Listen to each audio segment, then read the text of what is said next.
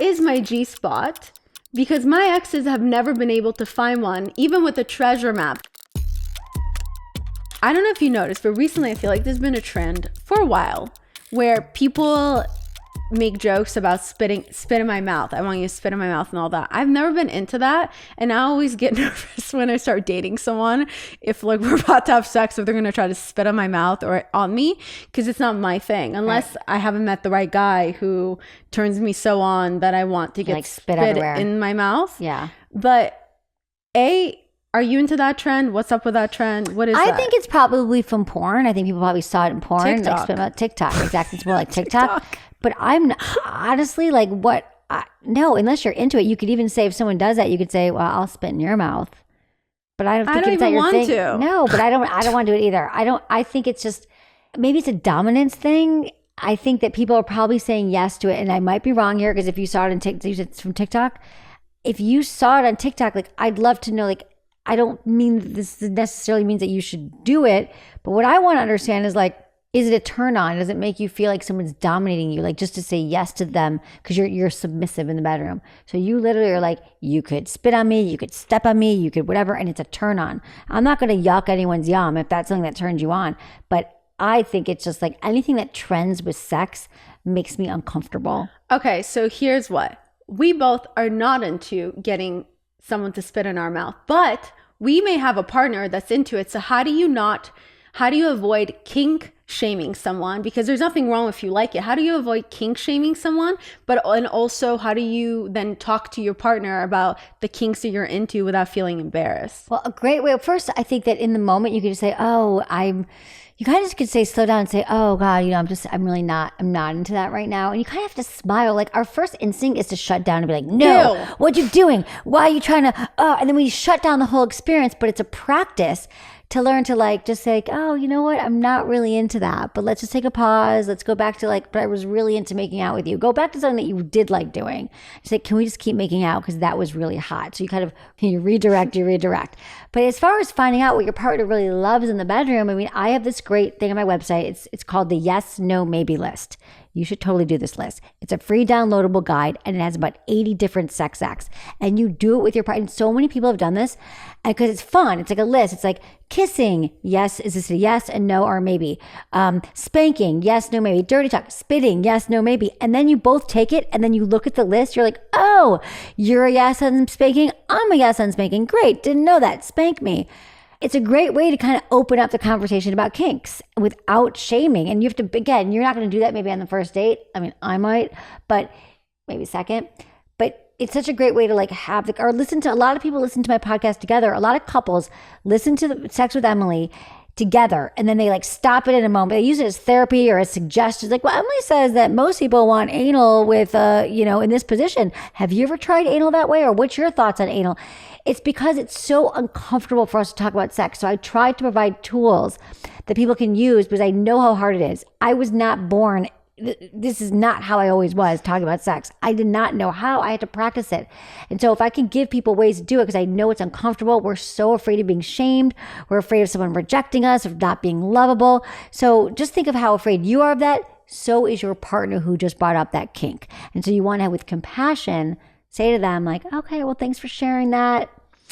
You could even ask them questions. Tell me more about why you like to spit. I'm genuinely curious about what spitting does for you. And who knows, maybe the way they explain to you, be like, spit in my mouth. It can turn you on, the thought of turning them on. So you're like, okay, let's do it. Like, it's not my thing, but it's your thing. Because you're allowed to ask for more information. Yeah, I did talk to this one guy one time who I was interviewing, Nick Vial, and he said one thing he can't stand when he's with girls is when he will be into something and out of nowhere a girl will say, oh, that's so weird. And he said that's so offensive because if you're into something and someone just shuts you down and be like, oh, that's weird, then you feel embarrassed and it's uncomfortable. And I completely agree. So you don't want to yuck their yum. That's what we call it in the business. Don't yuck their yum. It's their yum, and then you're like, yuck, then they feel bad about it. Yeah, so you have to be, but I like the idea of doing the game, because I think a lot of times we're like, well, I don't know this person that well to do all this stuff, but sometimes we don't even know that guys do want to talk about these things. Like now, every time I date someone, right away, I used to think it'll be weird to ask about love languages and things like that. But now guys bring it up to me before I bring it up to them. And they're like, wait, there's a quiz I can take? Oh, okay.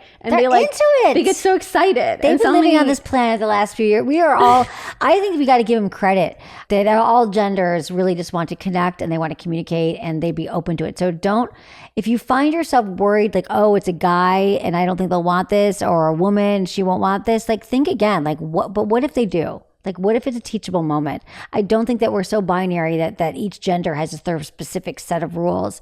I think that people are way more fluid in more ways than we think, that we realize. Yeah, I think since we had this conversation on the episode I'm on, is that my constant need to always be perfect and constantly pretend to be stronger than I am and constantly pretend to be someone that I'm not, and me finally coming to the realization that no one will ever know who I am if I keep pretending to be someone else. I think it's the same thing. It's kind of like, I don't think we realize how much everyone is just so exhausted to constantly play someone else. And it is nice. It's intimacy that's lacking. And it is nice to just be like, you know what? I don't know what I'm doing, or I don't know what you like. Can you tell me? Yeah. And I think we'll be surprised how much your partner will actually appreciate you just being like, can you show me? Can you tell me? Can we do this game? Because if you told someone, I want to understand you better. So actually, can you do this quiz? Or can you answer some questions? They'll love it. Yeah, like I want to be a great lover. I want us to be like, I want us to give each other the best sex. I want to be great friggin' lovers to each other. Are you down for trying something with me or talking about it? Like if that's your intention, who's going to say no to that? Exactly. And I can't wait to my next partner. Me neither. Although I'm taking a dating break. She's taking a manatorium. Yeah, I'm taking a break from dating, but I can't wait till my next partner. Okay, so this question is really important. So there's this myth going around, not that Santa Claus is real. It's a different type of myth, but kind of similar, that women have a G-spot. At this point, my question is having a G-spot a myth? And where is my G-spot? Because my exes have never been able to find one, even with the treasure map that I tried to lay out. And we're like, okay, so we start here and then it's there. We still have never found one, to the point that at this point I'm like, does it exist? Have you tried to find it on your own? My G-spot? Yeah. You asked me to, and I tried, and I said, is it when you feel like you're going to pee? Oh, I brought you a great toy for this. You did. I didn't even remember. Should we try now on camera? Yes. Oh my God. Yes. Welcome to Violet's Vagina Show. Okay. So no, but honestly, the best way to find your G-spot is to first get aroused and have a clitoral orgasm first. So I wish I had my vulva puppet. I need like a traveling vulva puppet or something, but it's like, so here's your clitoris, right? Here's your labia, here's your vagina, right? So right here is like, you're going to get aroused here. You're going to have your clitoral orgasm. Wait. I just want to clarify. Are you most likely to have a better G-spot orgasm if you first orgasm from your clitoris? So once we get aroused, we have an external. So the majority of vulva owners have a clitoral orgasm. That's the most common. It's external, although the clitoris has all these nerve endings that go deep inside. There's 8,000 nerve endings in the clitoris, and most of them are internal. They run behind the labia, which is the the labia is the external lip. So it's like, think of like your clitoris, like this little nub here, but then there's these legs, and it looks like it looks like what is it? Like a chicken, so like a wishbone. And here's the clitoris. It's like a wishbone. Yeah, the labia. Exactly. So then, thank you. This is what I'm waiting for my here's the clitoris. You have your orgasm this way, your clitoral, and you're rubbing your labia, and you have that orgasm, and it feels like great. But then, okay, this is great. So this is where we're going to find it right now. So then what happens is this area all becomes swelled, right? We talked about the engorgement. So this area, now that you have an orgasm, all the blood is swelling and you're like pumping here and you start to feel more. Then you can take a finger or a toy. I gave you a great toy. I didn't even know you it goes inside, and it's literally like about 2/3 inside. You take a finger and then come a heather motion towards your belly button, and you just sort of like try to apply pressure right there. Okay. And literally, this is your clitoris. This is your vaginal opening. This is the G-spot or G area, as I call it, because it's not really a spot. It's more like an area. It can move around because does every woman have it in the same area? Every woman has it pretty much in the same area. It's not all the way up in here. And the reason why the penis doesn't work is because the penis goes inside and the penis is going like this. It's not hitting the G-spot. It's finding it there in a come hither motion. It's literally like right inside your vaginal wall. It's not up here. So do you see what I mean? Wait, is that why some women think Like they're having a G-spot orgasm when they're having anal when they're laying on their back because through anal it hits the wall to the G-spot? Exactly. There's a thin membrane. That's exactly it. I keep coming closer to you.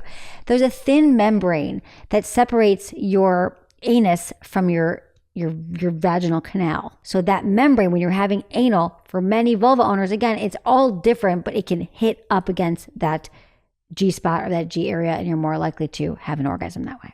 Yeah, that's pretty cool. Because I've had friends who would be like, I'm so like horny for anal. And I was like, you orgasm from anal? And she was like, yeah. And I was like, really?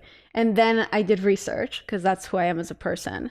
And I found that, yeah, it's because it's hitting the walls of your G-spot. But that's really interesting because I have a friend. Okay, there's this one guy that we know. And the thing about him is that it's not like he has a big penis or anything. He is pretty average or small, but it's crooked. And everyone raves about his penis. So the reason girls hook up with him is because there was one rumor started that because the way his penis is crooked, it hits the G-spot. And that's why girls have sex with him. Because it's like...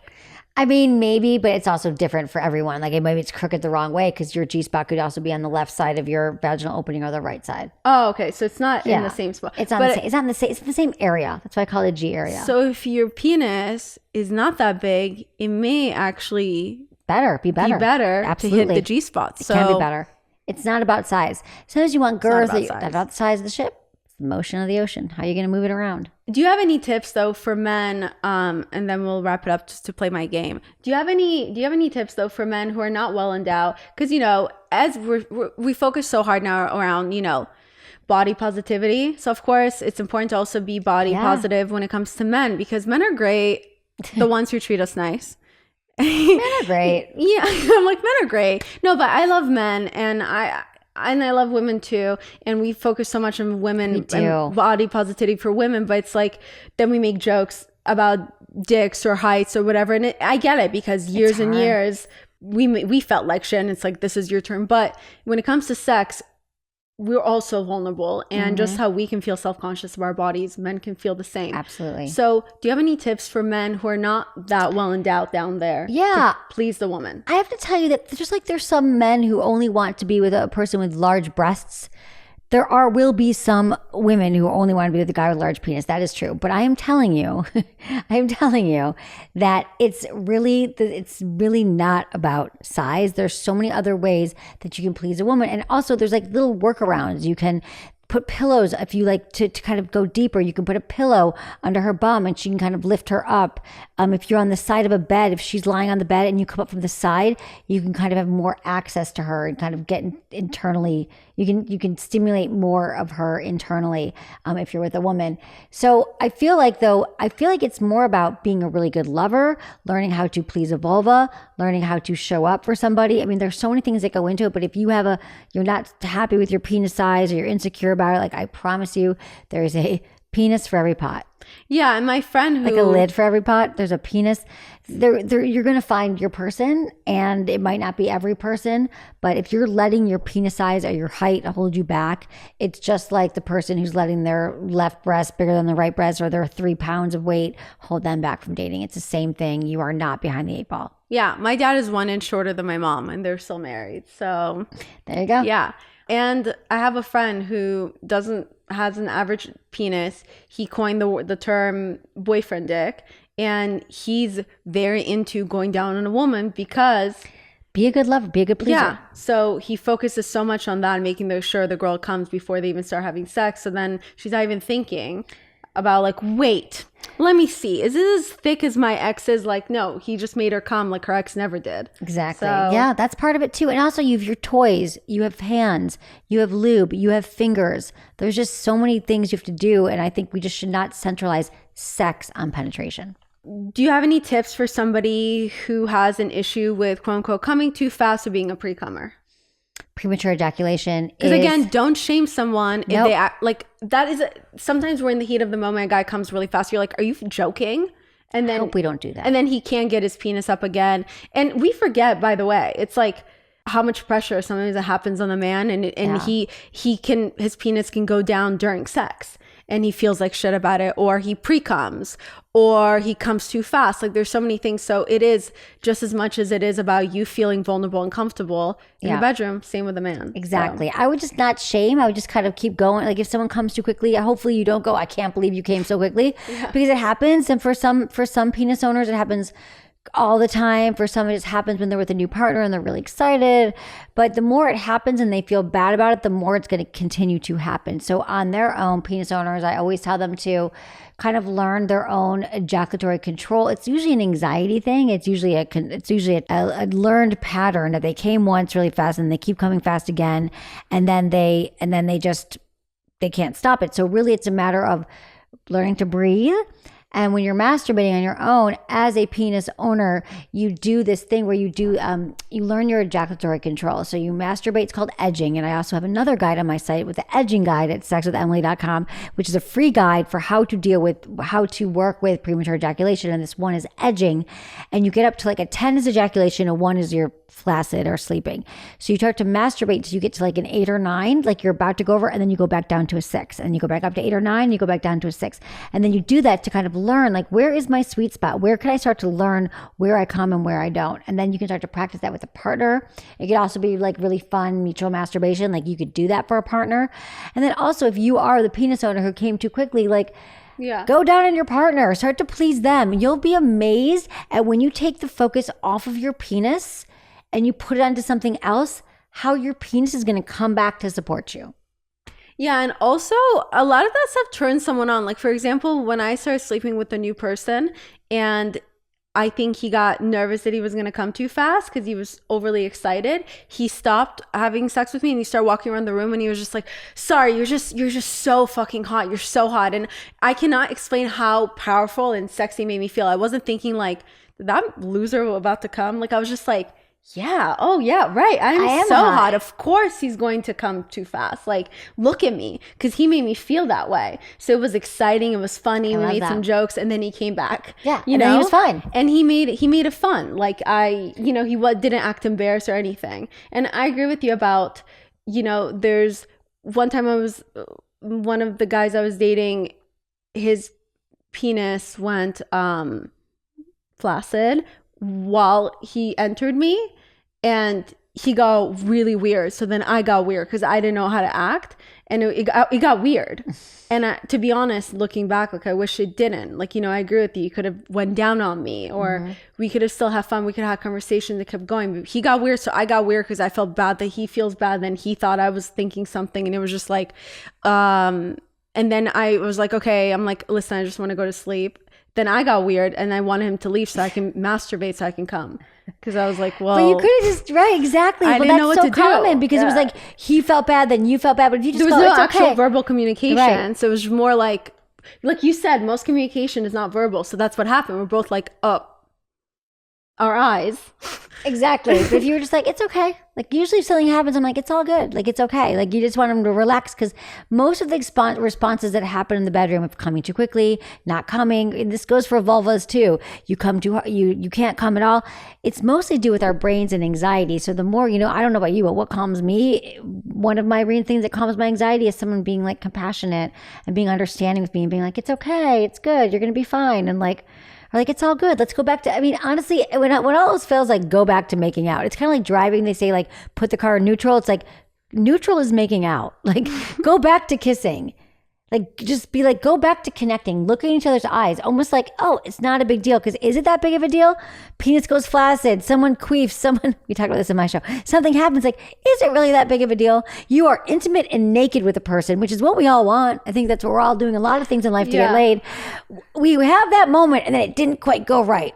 Who says it didn't go right? But I think the problem is that when we have the nonverbal communication and we don't realize is that let's say when his penis went flaccid, he thinks, great, I can't perform. Well, I'm sitting there thinking, wow, I'm not hot enough. Exactly. Like I didn't turn him on and he got turned off. Did I do something right now? That's why his penis went flaccid. So we're actually both sitting there thinking about ourselves, thinking we're the problem. We're not communicating. So how we communicate, I would have been like, wait, no, I thought you didn't find me attractive. And he'd be like, no, it has nothing to do with you. It's just sometimes this happens and I feel embarrassed. And then we, how do we communicate? Instead, it was just been like, I'm going to go, yeah, you probably should. Okay, I'll talk to you later. I'm just going to go to sleep. I'm going to now masturbate. Like, it was silly. Yeah, exactly. That's how we could have prevented it. They'll just be like, oh, awkward. Yeah, weird. Okay. Like, and to say that, like, oh, I thought, because most of the time when something goes wrong, we think it's our problem. Yeah. Oh, God, he wasn't into me. Why does his penis get flaccid? But I'm telling you, oh, please listen. And that is never the case. And I actually never say never,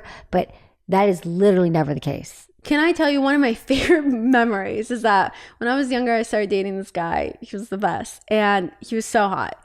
He was definitely like so different than the rest of my exes. And he was just perfect. Anyway, so when we started dating, I finally decided to sleep with him. We're like making out. Everything's going. First, we're making out on the couch. Then he's like, hold on, I have to go to the bathroom. You're just, doing whatever he needed.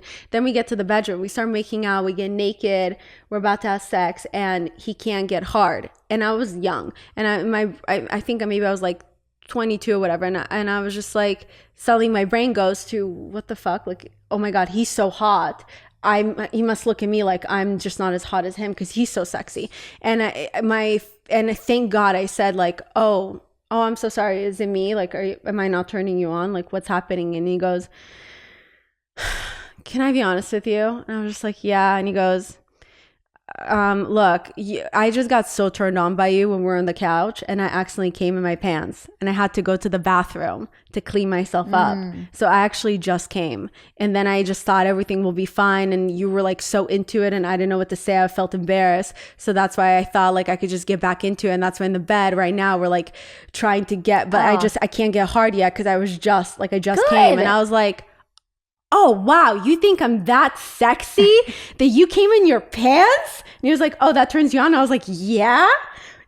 Oh my God. I'm like, I didn't even have to get naked for you to come. I'm like, hell yeah. And I was so turned on by it. And like, it made me feel so sexy and powerful. Thank God he was honest because instead, like, he was so embarrassed and really, I loved it.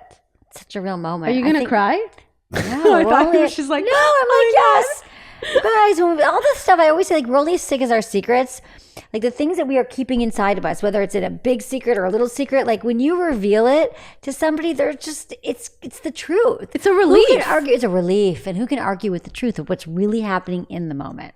Yeah. Because I thought like, and I'm happy like in that moment we were able to communicate, unlike my other moment that, that I just said, like that was, and we laughed, then we started talking, we're having conversation, we're cuddling, and then his penis was ready to go again. And then we got back into it. Exactly. So I'm so glad you have all of these stories. They're such great illustrations of where you've been in your journey too. Like it's crazy though, because that was a story from when I was younger. And it's interesting how it does sometimes feel like I've said on your podcast that when you're younger, there's less, sometimes I feel like back then there were less barriers. There was less fear. There was less being jaded. So you just were honest with each other versus when you get older, sometimes you're so overly in your head or you're so the need to be perfect or whatever. It's so hard for you to be vulnerable that had the guy that I was dating would have just admitted that he had some weird issue or whatever and that's why his penis went flaccid or whatever, like I wouldn't have cared. Right. And we could have discussed it. Instead it got awkward between us for no reason. Let's not do that anymore then. Let's just be honest and open and have those real conversations. If something weird happens to you tonight when you're having sex or next time, just say, hey, can we just call back for a minute? I'm not sure what happened there. Did that feel weird to you? Like just ask like you would if you were driving and you heard someone car went off the road, or you're at home and you hear like a crash outside. Like you'd be like, what was going on there? But with sex, we like ignore it. We're silent. It's like the elephant in the room. Talk about it. Even if you don't have the perfect words, it's going to help diffuse it and you're going to get to the truth rather than for years carrying on some weird anxiety about someone not liking you and their penis and whatever, and nothing to do with you. And obviously if you're like, oh my God, did you just go flash? Oh, is it me? Am I not turning you on? And if the guy's an asshole and he's like, actually, yeah. You know what? It is you. Then, it's better to know now so then you won't have sex with him. Thank God. Now. Peace out. Exactly. But normally a normal person would be like, admit the fact that actually I'm in my own head. Mostly we're in our own heads, and that's what's going on. Most of us are obsessed with them ourselves. We're worried about how we look, how we're performing. And so most of the problems you're having during sex have nothing to do with you. It has to do with your partner, wherever they're at in their head. Only someone really insecure would put the blame on you for, like, I remember one time I was hooking up with some guy and I don't know what was going through his head, and out of nowhere, like, we're kissing, he goes, oh, you kiss like that. Oh, okay. You kiss like the way you kiss. That's what it is. Something like that. And I was just like, what? And it made me feel so insecure about how I kiss. And then later we're like about to, for some reason, I was self-conscious enough to then consider sleeping with him. And then I'm like trying to sleep with him. And he goes, okay, I think you watch too much porn. Cause like and I was just like, Jesus. Oh, this is the worst guy ever. It's the worst. He's the worst guy. Yeah. Well, then I had no problem to tell him that he wasn't the best. And I was like, you know what? You can't make me come. So get the fuck out of my house. Yeah. And he cried. So I probably shouldn't leave that in the podcast. We had issues. Anyway, whatever. Okay, let's have some fun. Okay. Because this wasn't fun. Yeah. No, this was not fun at all. I was miserable. So I basically asked some of my listeners to send me their most embarrassing stories that happened in the bedroom. And I just wanted to read them out to see our reactions. All right. I had a boyfriend in college who literally thought kissing and having sex were the same thing. What? He didn't know what sex was. Sorry. So he's like, we had sex last night. So we had sex last night. She's like, we just made out. See, this is why we need more sex education. Okay, Lizzie said she one time accidentally farted while he was going down on her. Yeah, who hasn't? Literally, Hannah from Burning in Hell has told me the story where she accidentally farted on a guy while he was going down on her. Yeah, that happens often. And I think you just keep going. Just keep having him go down on you. It's not a big deal. It happens. It's embarrassing, but like, that's my take on it, because it's all connected. Someone's going down on you. You're relaxing. You're gonna release some air. It's fine. Okay, this guy said, I have a very hairy ass. I pooped in public toilet and then I accidentally left a small skid mark on her sheets. This is a lot of information. Okay, that's kind of funny. That's kind of funny and kind of not. That's not ideal, but okay. I've heard it all, honey. I'm not like. Oh, wait, actually, from memory, I have a fan story that's so funny, but I'll save you the last. Zoe said she wanted to have sex on top, but she accidentally came down on it, sat down on it wrong. She fractured his Johnson, and then his mom had to take them to the ER. Oh, that's embarrassing. We go slow. I think we rush through sex. That's why you got to lower down slow. You got to come off slow. Yeah, we do. Yeah, because your boner isn't bone. So you can actually fracture it. You can fracture. There's lots of sex that made of the ER. Happens. Okay, this guy said, my wife gagged and puked on my dick after taking it too far down her throat. Well, whose fault is it from watching so much porn that we always have to like gag on it? Deep throating is overrated and not necessary. My best friend, when we were in high school with her, college actually, with her college boyfriend, she was very drunk. She started to give him head and she got really nauseous while she was giving him head. She accidentally threw up and she felt just like me. We get embarrassed by everything. She was embarrassed that she swallowed the throw up while giving head and continued giving him head so he wouldn't know. Oh, I just almost threw up. The things women do just to come off like a people pleaser in the bedroom, at least when we were younger. Yeah, don't do that anymore. It's okay to throw up. Everyone's way more open than you think. Sarah said, my new dog started humping my partner from behind while he was doing me from behind. That's awesome. That's so awesome. Funny. I wonder if they have to stop. Dogs and sex is funny. Okay, next one. Amy said she met someone on the first date that had a belly button fetish. So he tried to finger her belly button for an hour. Do I need to say more? Words, that's not that interesting after an hour. I don't know. Well, what do you do? Do you just lay there and you just like... I don't know. That an hour is really generous for time. Yeah. What are you going to do with it? I don't know. Yeah, that's interesting. But there are Was fetishes. he like thinking he was masturbating? I don't know if he was just moving his finger around or putting his penis inside of her belly button. He was like, do you like that? And then I wonder if he was like jacking off. Maybe she got out of like her phone, just like started to text. I mean, I don't know what you do, like swipe. Yeah. But a fetish is interesting because if you have a fetish, not just a fantasy, but a fetish, it's actually a requirement for your orgasm and your arousal. Like he might have needed to be looking at a belly button in order to be turned on. And again, we can't kink shame, but it's okay if that's not your thing. She might say that my thing is for you to go down on me for an hour. Well, after you finger my belly button. This girl said he fucking burped in my mouth while kissing me. That's not that bad. Because all this stuff happens. I mean, it's kind of like not ideal, but like you're going to fart, you're going to burp, you're going to queef, you're going to make weird noises. Things are going to happen. Sex is messy and dirty and fun.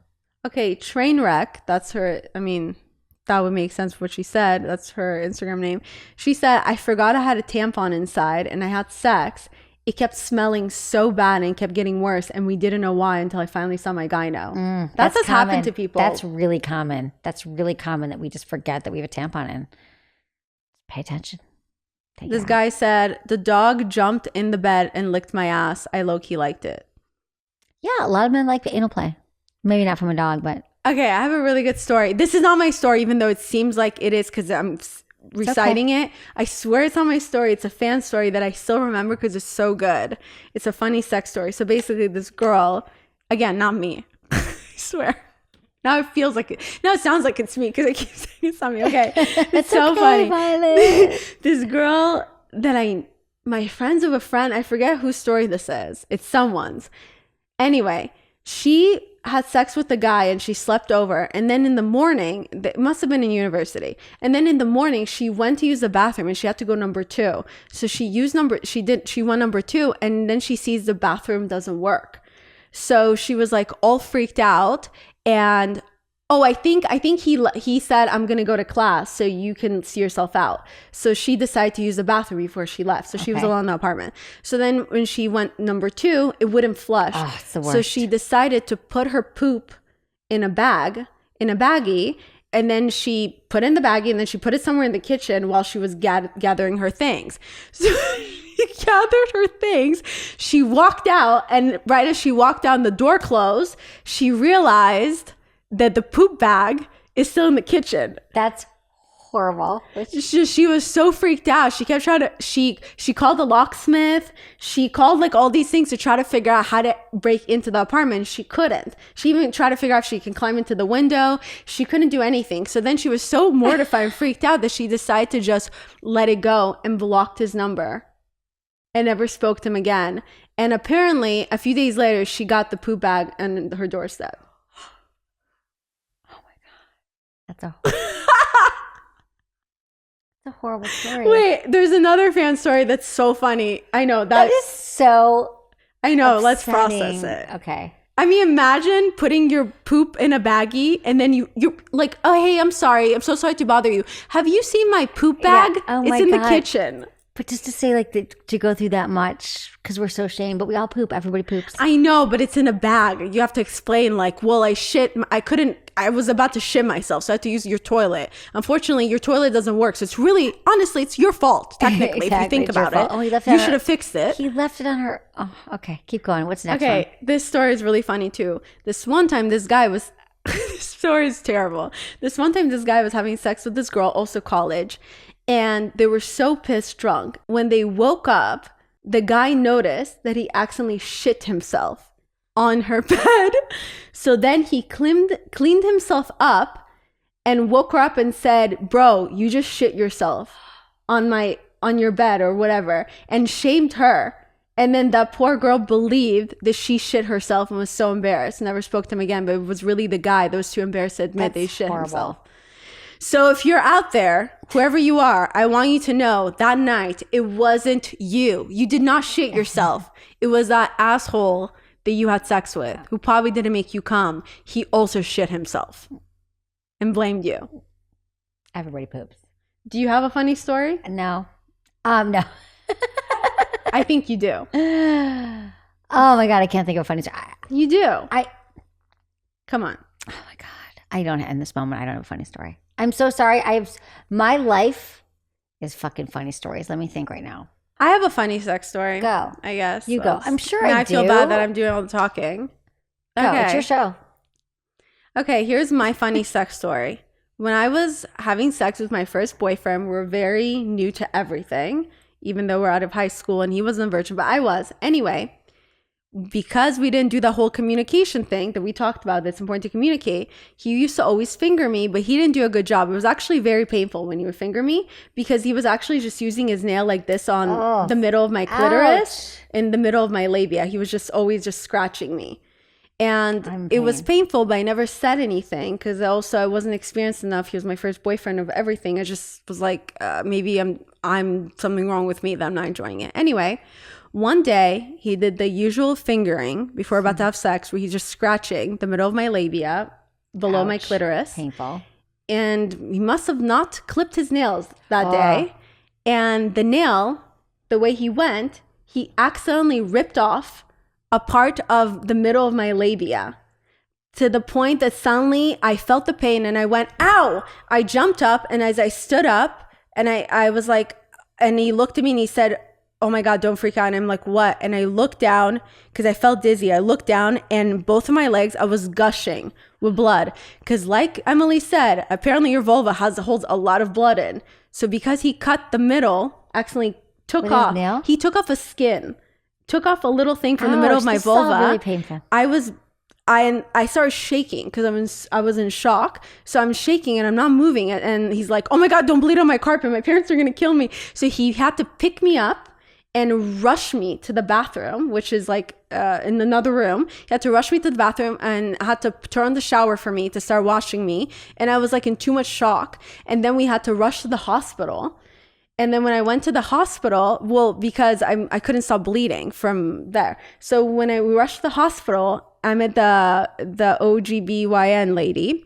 And suddenly when she's checking me down there, she goes, hold on for a second. And two people come into the room and I'm like, what the hell? And they're like, we need to ask you some questions. And I'm like, what? And they're like, are you currently being abused by someone?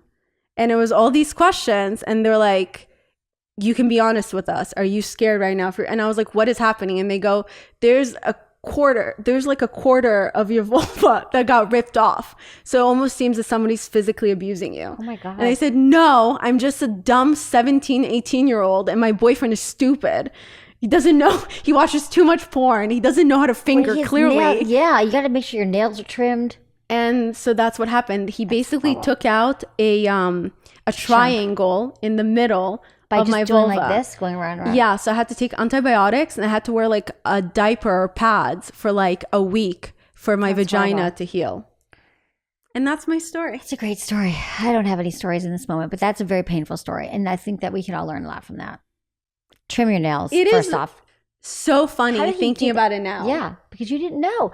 But that's a big thing. Women that vulva skin, the internal vaginal skin is so sensitive that you have to make sure that you wash your hands and you trim your nails. You file them, you trim them, because I've had that happen with the guy fingering me and he just cut me because his nails were not sharper. Then I got a UTI. It was a whole thing. So way more common than you think. Way more common than you think. It is the amount of blood that was gushing down my legs on both sides. With his finger. Because he kept going, I guess, in a circle in the middle of my vulva when it was dry, because obviously I probably wasn't turned on, so it was just super dry. He kept accidentally going in a triangle way. So he literally created the divot. He created the triangle and then it just ripped out. This is so painful. It's so painful. I'm mortified just thinking about it. It's funny, obviously, but that's a good story, and that's a teachable moment. Okay. Anyway, Emily. Yes. Where can people find you? Oh, thank you for having me on, Violet. You can find everything you want. It's at Sex with Emily everywhere. The podcast is called Sex with Emily, available on all platforms and all social media. If you have sex questions that you want answered, you can just email me, feedback@sexwithemily.com. My website is chock full of blogs and posts and everything to help people have better sex and relationships. Amazing. Thank you so much for coming on. You were amazing. I had so much fun. These stories were great. I love you. Make sure to tune in to my episode on her podcast and then tune into this episode. Make sure to follow her, listen to her podcast, email her or DM her if you have any questions. Check out her website. It has really helpful tips. Yeah. And I love you guys and I'll see you again next week. Bye.